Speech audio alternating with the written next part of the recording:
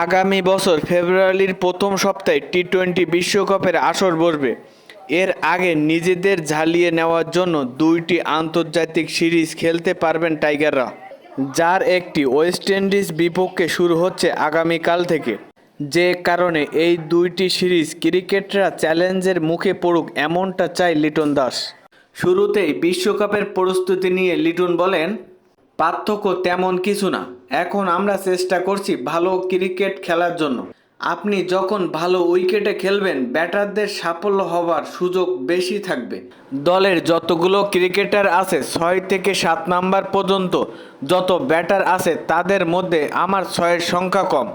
দলে এখন বেশিরভাগ ক্রিকেটারই বড় বড় 6 মারতে পারে। এটা বাংলাদেশের দলের জন্য ইতিবাচক দিক।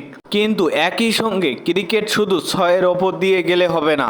যদিও প্রয়োজন হয় 6 মারতে হবে, অন্যথায় প্রয়োজন না পড়লে 1-2 রান নিয়ে যেতে হবে।